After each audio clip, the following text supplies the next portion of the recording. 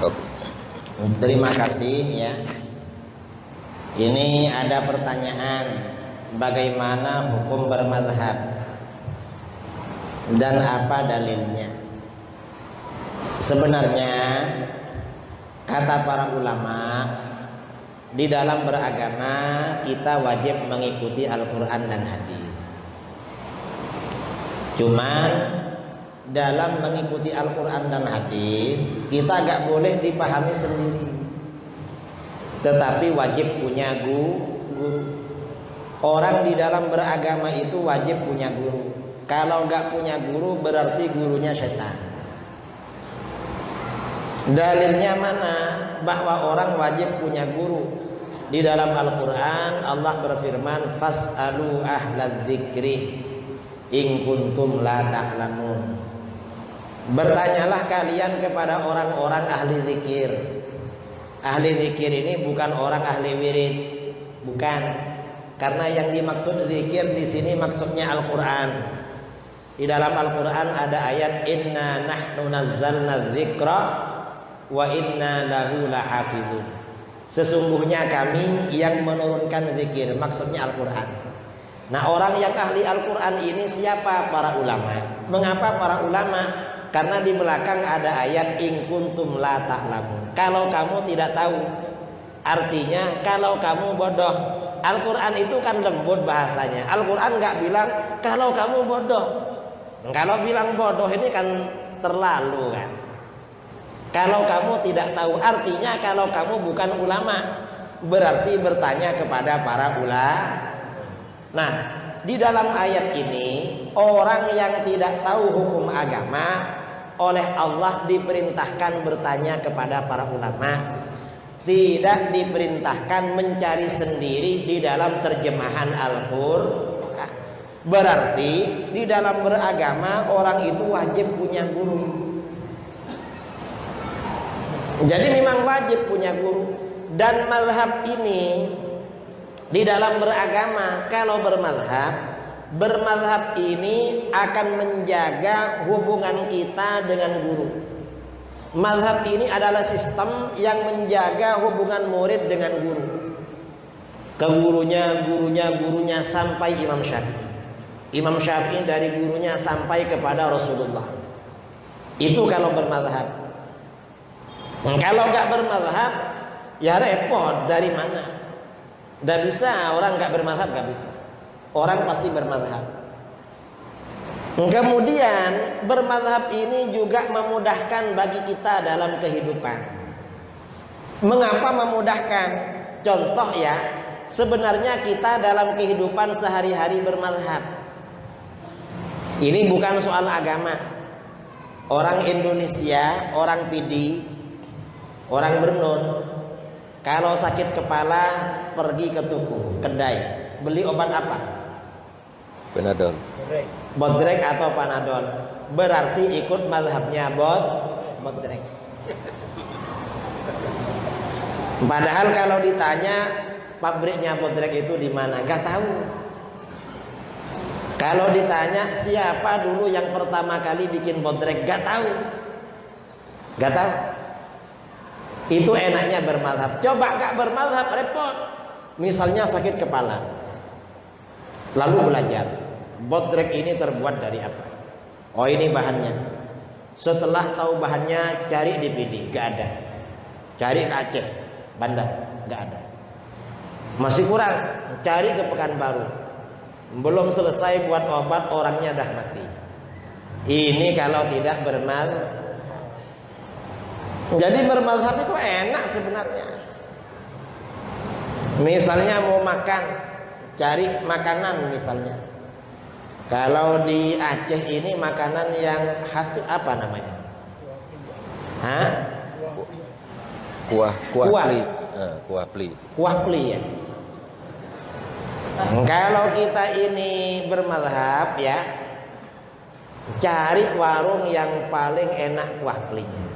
Datang pesan satu porsi, enak dah tinggal makan. Ini kalau bermazhab. Kalau gak bermazhab, makanan paling enak ini kuah pli. Belajar. Terbuat dari apa? Ternyata berguru juga orang nggak bermazhab itu ya. Berguru.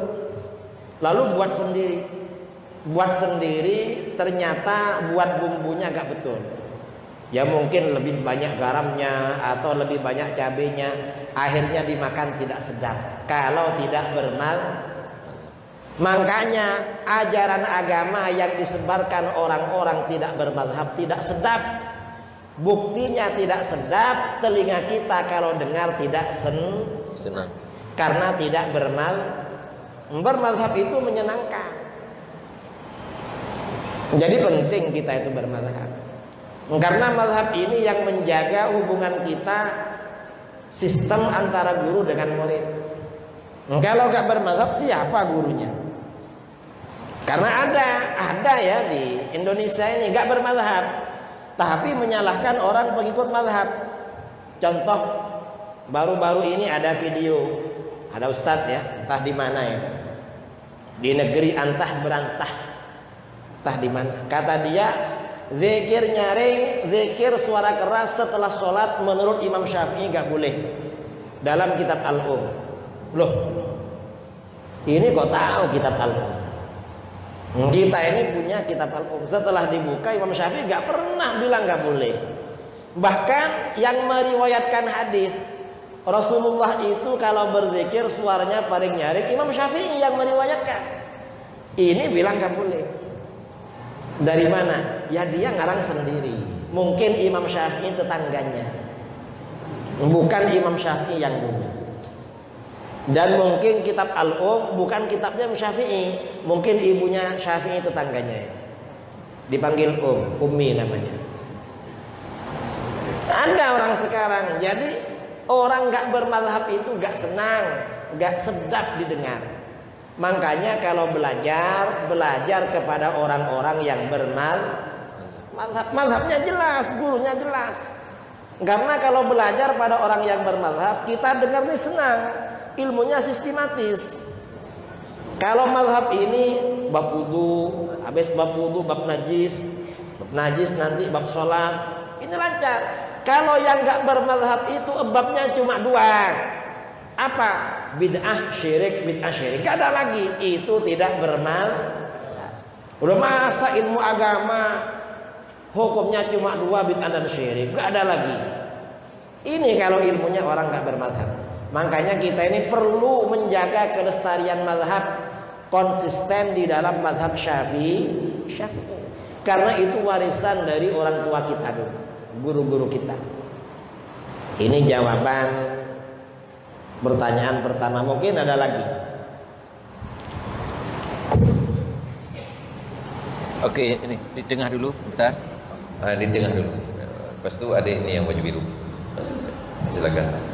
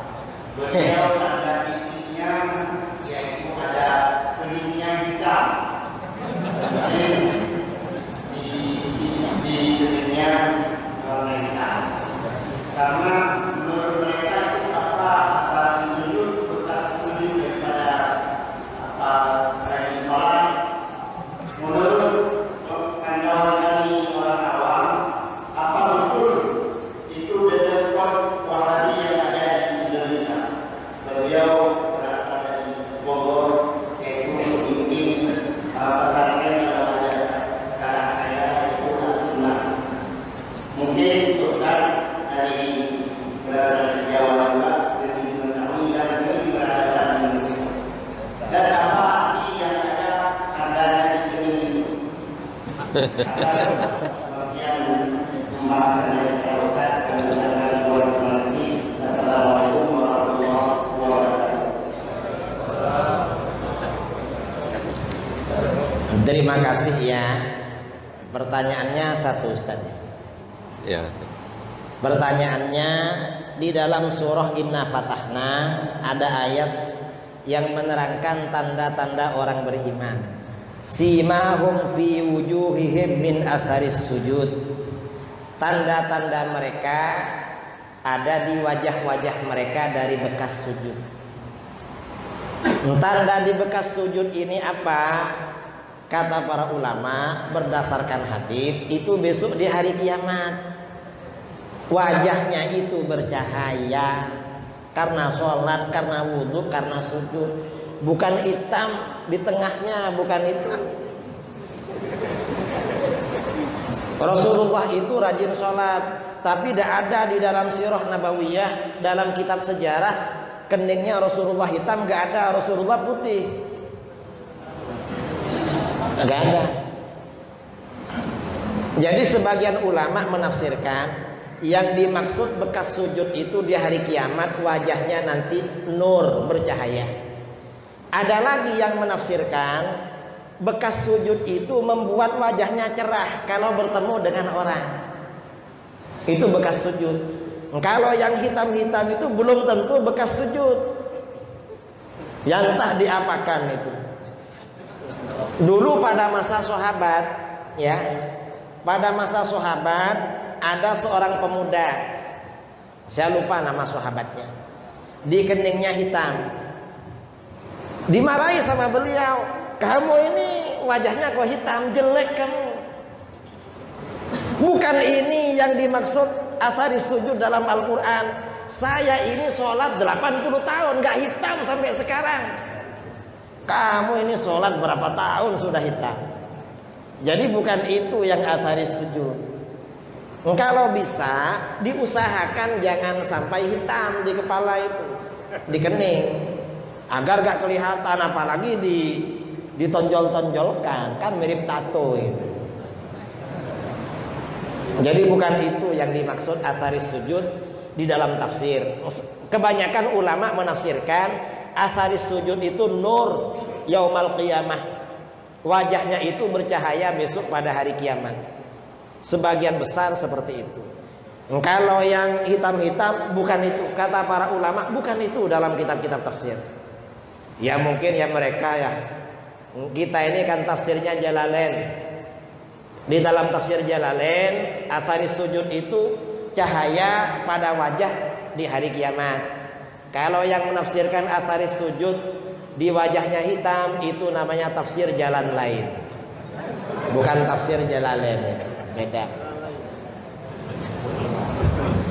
Ya, ada yang baju biru tadi. Ya.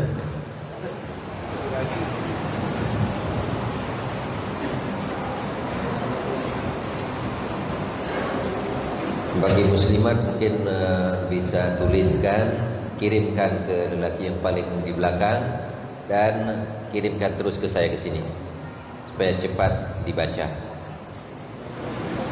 Yang muslimat. Assalamualaikum warahmatullahi wabarakatuh. Wahabi. Yang saya hormati dan saya muliakan guru kita Al-Mukarram Kiai Haji Idrus Salaki dan guru kita Ustaz Gus Harun dan seluruh guru kita yang berhadir, seluruh hadirin dan seluruh muslimin dan muslimah yang ada di dalam masjid ini. Yang menjadi pertanyaan Ustaz Kiai, apakah faktor yang menyebabkan lahirnya aliran-aliran yang menyimpang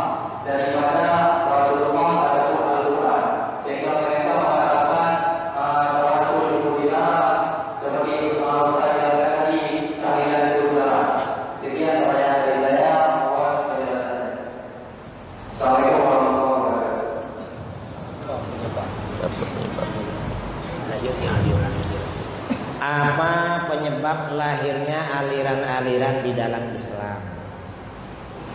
Sebagian aliran di dalam Islam itu lahir karena kepentingan politik. Seperti Khawarij, Syiah itu politik.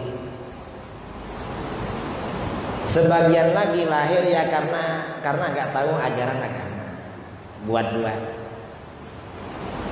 Nah, ajaran kelompok yang mensyirikkan tawassul tabarruk itu karena nggak tahu. Karena tawassul tabarruk itu ajaran Al-Quran yang memerintahkan Al-Quran dijelaskan di dalam hadis-hadis Nabi Shallallahu Alaihi Wasallam. Itu tawassul tabarruk. Nah, ada orang nggak tahu ya dikafirkan. Oh, namanya nggak tahu.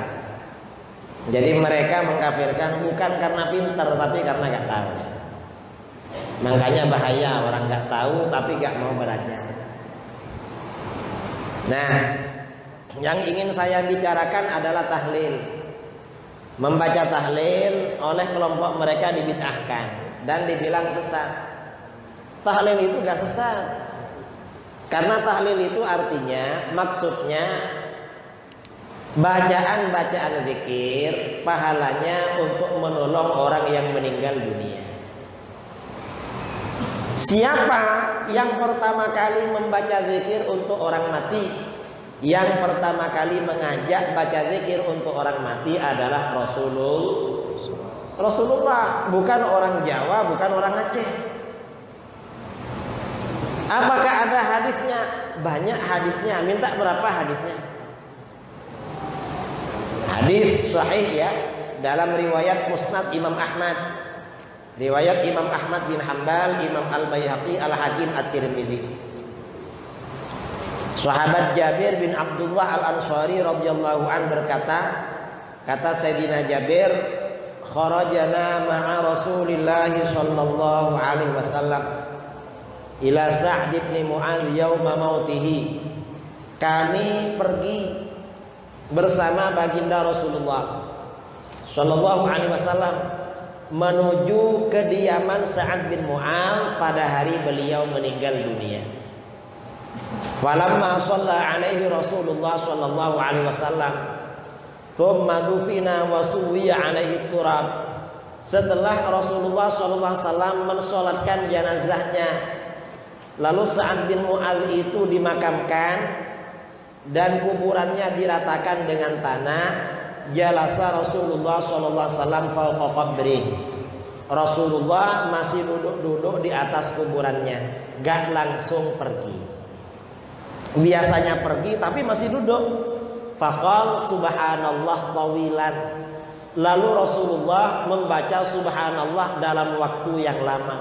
Subhanallah, subhanallah, subhanallah, subhanallah, subhanallah, subhanallah. Fasabbahna ma'ahu. Karena Rasulullah membaca subhanallah, para sahabat juga baca subhanallah. Tsumma qala Allahu akbar. Lalu Rasulullah membaca Allahu akbar. Allahu akbar, Allahu akbar, Allahu akbar, Allahu akbar. Karena Rasulullah membaca Allahu akbar, fakabbarna ma'ahu. Kami para sahabat baca Allahu akbar. Satu riwayat Rasulullah membaca la ilaha illallah.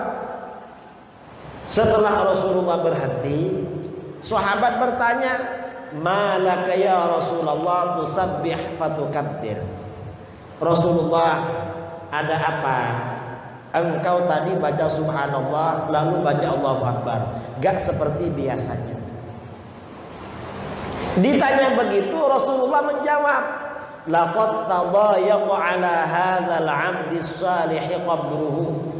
Hamba Allah yang soleh ini benar-benar dihimpit oleh kuburannya. Jadi Sa'd bin Mu'adz yang meninggal itu kata Rasulullah soleh, dihimpit oleh kuburan, apalagi yang tidak soleh. Karena dihimpit kuburan, Rasulullah baca zikir hatta yufarrijahullahu anhu, hingga akhirnya Allah melepaskan Sa'd bin Mu'adz dari himpitan kubur. Nah, berdasarkan hadis ini kata para ulama, zikir yang kita baca untuk orang mati sangat bermanfaat. Kalau dihimpit oleh alam kubur akan dilepaskan. Kalau diazab akan diringankan. Kalau punya dosa akan diampuni atau dikurangi. Jangan dikira tahlil gak ada gunanya. Sangat besar gunanya itu. Karena Rasulullah yang mencontoh. Nah, tahlil ini gunanya untuk siapa? Bukan hanya untuk yang mati, tetapi juga untuk yang hidup. Apa gunanya pergi tahlil bagi yang hidup? Kalau kita punya salah pada tetangga, kalau dia masih hidup, kita kan wajib minta maaf. Orang punya salah tuh wajib minta maaf. Gak boleh sombong, biarin, saya gak minta maaf. Lah gak boleh gitu. Karena orang punya dosa wajib mengakui dan bertobat dari kesalahan. Kalau salahnya pada orang, ya minta maaf pada yang bersangkutan. Kalau misalnya kita ini punya salah pada tetangga, belum minta maaf, dia sudah meninggal. Maka bagaimana solusinya kata para ulama? Mendoakan kepada Allah agar diampuni oleh Allah. Ini kata ulama salaf. Ada hadis walaupun dhaif tapi diamalkan oleh para ulama. Hadis riwayat Imam Al-Baihaqi, kaffaratu man igtabtahu an tastaghfira lahu ba'da mautihi. Yang menghapus dosa kamu pada orang-orang yang kamu bicarakan keburukannya, kamu rasani kejelekannya, kamu mendoakan ampunan kepada Allah baginya setelah dia meninggal. Artinya apa? Kalau ada tetangga meninggal, kita membacakan tahlil, paling tidak selain membantu yang ditahlilkan, kalau kita punya salah, itu cara kita bertaubat kepada Allah. Itu caranya. Jangan dikira gak ada dalil. Itu kalau yang mendoakan orang lain. Kalau yang mendoakan anaknya, anak mendoakan tahlil, mendoakan istighfar, ampunan untuk orang tua, itu besar sekali manfaatnya. Yang kembali kepada orang tuanya, orang tua kalau dibacain tahlil, dibacain doa atau istighfar, kalau orang tuanya punya dosa oleh Allah diampuni. Kalau dosanya sudah habis, derajatnya oleh Allah diangkat. Itu tahlil. Doa itu yang kembali pada orang tua. Yang kembali kepada anak apa? Yang kembali kepada anak, anak yang rajin mendoakan orang tuanya, hidupnya di dunia akan dimudahkan oleh Allah. Amin Allahumma. Di dalam hadis riwayat Imam Ad-Dailami, Imam Ad-Dailami meriwayatkan sebuah hadis dikutip dalam Al-Jami' As-Shaghir oleh Imam As-Suyuti. Ada hadis berbunyi, ada hadis yang berbunyi yang berbunyi innal 'abda la yadhiqu rizquhu fid dunya. Idza taraka al-'abdu ad-du'a liwalidayhi inqata'a anhu rizquhu fid dunya. Apabila seorang hamba meninggalkan doa bagi kedua orang tuanya, rizkinya oleh Allah ada yang diputus. Itu kalau tidak mendoakan orang tua. Berarti kalau orang rajin mendoakan orang tuanya, rizkinya oleh Allah dibuat lancar. Itu yang kembali pada anak. Jangan dikira tahlil itu hanya untuk membantu yang meninggal. Yang hidup ini juga dapat bantuan. Itu yang hidup. Kalau yang didoakan itu kita punya salah, tetangga. Kalau kita mendoakan orang lain, sementara kita gak punya salah pada dia, maka berarti sedekah kita pada dia dan kita dapat pahala. Itu tahlil namanya. Orang baca zikir tahlil ini yang didoakan kan seluruh umat Islam. Itu sedekah. Karena di dalam hadis sahih Rasulullah SAW bersabda, "Man lam yakun lahu malun yatasaddaqu bihi falyastaghfir lil muslimin fa innahu shadaqah." Siapa yang tidak punya harta untuk disedekahkan, maka doakan ampunan kepada Allah untuk orang-orang Islam, karena itu sedekahnya pada mereka. Jadi kita mendoakan orang lain dalam acara tahlil, dalam acara apapun, itu berarti bersedekah. Berapa pahala bersedekah doa? Pahala bersedekah doa itu, kalau yang kita doakan seluruh umat Islam, orang beriman sejak masa Nabi Adam sampai sekarang, pahalanya sebanyak orang-orang yang kita doakan. Karena dalam hadis, man istaghfara lil mu'minin wal mu'minat kataballahu lahu bikulli mu'minin wa mu'minatin hasanatan. Barang siapa yang mendoakan ampunan kepada Allah bagi orang-orang beriman laki-laki dan perempuan, maka Allah akan mencatat satu pahala dengan setiap orang yang dia doakan. Ini tahlil. Jadi jangan dikira mendoakan orang lain itu gak ada gunanya. Selain sedekah, itu pahalanya juga luar biasa. Itu tahlil. Ini diantara manfaat tahlil. Kalau orang gak tahlil, jadi ketika kita melakukan tahlil, ternyata di dalam tahlil ini banyak anjuran-anjuran sunnah yang dapat terlaksana.